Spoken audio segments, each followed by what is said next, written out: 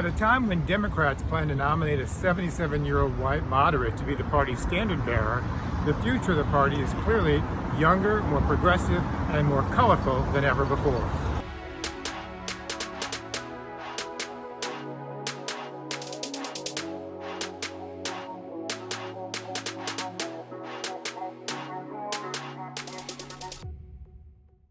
We see this with Joe Biden's selection of Kamala Harris to be his running mate, but we also see it in congressional races all across the country.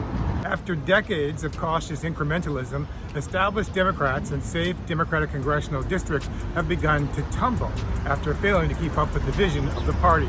The two biggest examples come from my home state of New York and my native state of Missouri. In New York, Representative Eliot Engel, the chair of the House Foreign Affairs Committee, was sent to retirement by progressive challenger Jamal Bowman.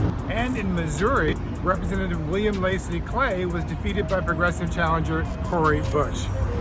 The movement is also gaining by attrition, as the departure of senior Democrats creates new opportunities for young progressives and people of color.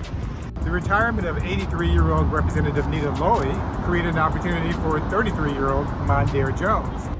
And the retirement of 76-year-old Jose Serrano here in New York's 15th Congressional District in the Bronx created an opportunity for 32-year-old Richie Torres. Jones and Torres will be the first two out Black gay men in Congress. In the old days, Democrats were ashamed to be called liberal. These days, 76% of Democrats say they vote for a socialist for president, and 86%, even after weeks of civil unrest, say they still support Black Lives Matter. The wind is at our back. As America becomes more open-minded and diverse, Democrats have won the popular vote in 6 of the last 7 presidential elections, and Republicans have had to resort to voter suppression and gerrymandering to stay in power.